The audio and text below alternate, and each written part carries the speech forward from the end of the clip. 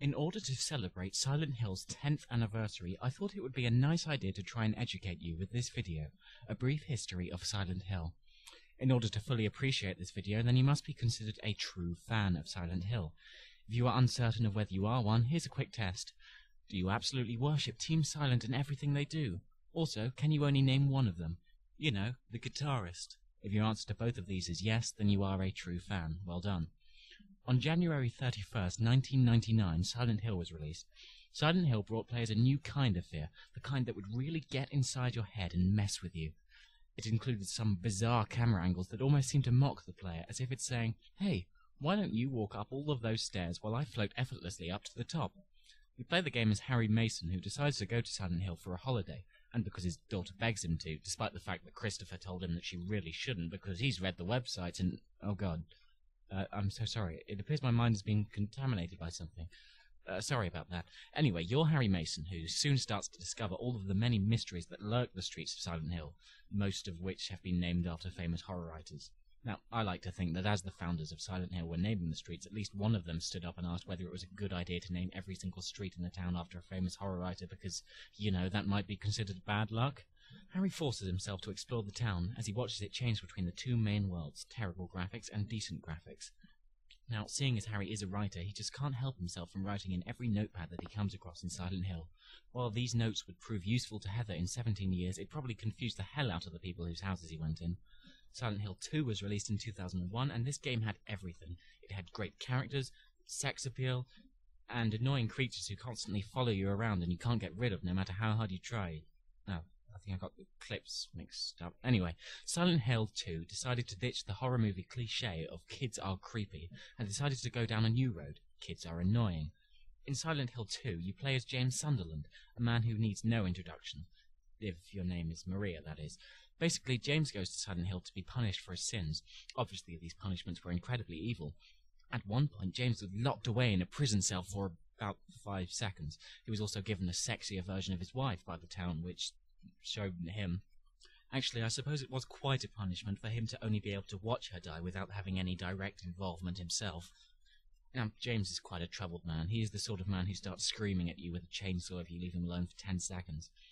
James goes to Silent Hill in order to find his wife, who is dead. Appropriately, he first visits a graveyard, which is the town's subtle way of tapping him on the shoulder and saying, you do know she's dead, right? In 2003, out came Silent Hill 3, in which you play the game as Heather, the first female protagonist of the series. Because of this, it was important to not make the game appear too sexist, so it was decided to be a good idea if Heather carried around about 20 changes of clothing wherever she went, because, you know, that's what girls do. Silent Hill 3 was the first game of the series to realize that they were running out of big enough buildings to set stages in without adding another massive section onto one of the sides of the town that was there all along, so Silent Hill's influence was stretched outside of the town itself. I'm pretty sure that Silent Hill 3 was scary on the first playthrough, but now, I don't know, it doesn't scare so much.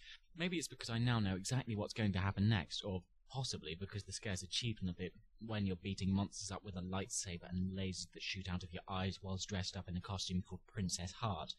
This time the protagonist's name is Heather, who is 17 years old and can sometimes be quite self-conscious about her appearance, but who can really blame her considering what she sees every time she looks into a mirror. Silent Hill 3 is a direct sequel to Silent Hill 1. Obviously, follows a similar story of kill God. In order to do this, Heather travels to the town of Silent Hill, despite the fact that the god was inside her all along. 2004 brought us Silent Hill 4 The Room, which began with the following concept: guy locked in a room. When it was discovered that this would be an incredibly boring game, a quick subplot about a hole in the bathroom was thrown in to make it more interesting. The Room was the first part in the series to include first person, which means that we got our first look inside our protagonist's head. It's just a shame there really isn't much going on in there. I'm sure you all know why the wheelchair is one of the most iconic symbols of the Silent Hill series. There's something genuinely creepy about an empty wheelchair. Now, The Room took that wheelchair that we all love for its stillness, isolation and so on, and made it come alive and try and kill you. The Room also had a range of interesting characters. For example, take Joseph, a man who wants to be liked so much that he will actually shove extracts from his diary under your door and force you to read them, which to me is quite creepy. There's also Andrew, who is fat. Now, I'm not trying to be cruel here, but when you turn into a ghost and your main attack is to roll into your opponent, you should probably admit to being a bit overweight. It was also great fun to start beating up Eileen. The best part about that is that she eventually got the idea and started joining in herself. On April 21st, 2006, the Silent Hill movie was released. The movie decided to take a series which is most successful when it only has 5 or 6 well-developed and interesting characters and throw in about 100 extras in the last part, which made me wonder when they were about to burst into song. It also had Pyramid Head thrown in, and you can see him looking lost as he wanders around, screaming, "What's my motivation? I don't understand. Who needs punishing?" Apparently not content with the already confusing situation that is Alessa/Heather/Cheryl, the movie adds one other name to the list, giving us Alessa/Heather/Cheryl/Sharon, which is a little bit much for me. But anyway, let's not talk about the movie any longer. We went right back to the beginning in 2007 with Silent Hill Origins, which brought about another new kind of fear, especially when playing the PS2 port, as you had to wander the streets of Silent Hill wondering when the game is going to crash next. Origins brought us the Butcher, who was obviously a rip-off of Pyramid Head, but since this game was a prequel, fans had to force themselves to admit that, technically, Pyramid Head is actually a rip-off of the Butcher. One good thing about Origins is that it made the player feel intelligent. On one hand, you're beating the hell out of a monster with a hammer and a filing cabinet, but on the other, you're aware that this monster's appearance is actually a reference to Shakespeare's Othello. In Origins, you travel to another of the town's many hotels, which are surprisingly still going, considering the number of people who actually go to the town. Origins also brought back the much-missed UFO ending, which was absent from Silent Hill 4, and the movie, thank God. Its absence from the room was probably due to the fact that, according to Silent Hill 3's UFO ending, Silent Hill has been completely blown up, so it wouldn't make much sense to have a UFO ending. However, because Origins is a prequel, it was entirely possible to have an all-new UFO ending. Seeing this ending, Homecoming later decided to join in as well, completely forgetting that Silent Hill has been destroyed. Speaking of destroying Silent Hill, Homecoming was released in 2008. The game wasn't made in Japan, which automatically makes it terrible.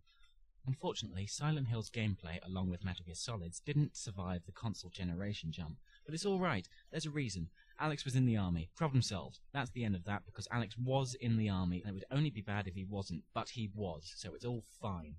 Now, instead of having a loading screen similar to the previous games, Homecoming had helpful hints, some of which weren't that helpful. For example, this one can basically be summed up as avoid poison. Cheers for that one.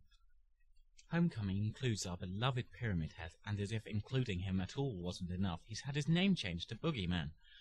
This name was obviously chosen to show that he is the monster under your bed that you feared as a child. You know that one creature that haunted your dreams when you were young? Well, this is him, which to me seems to say, yeah, we can't be bothered to come up with something scary ourselves. How about you do it instead? In Homecoming, Alex Shepard is looking for his brother Josh, completely forgetting that if you're looking for someone in a Silent Hill game, they're probably already dead.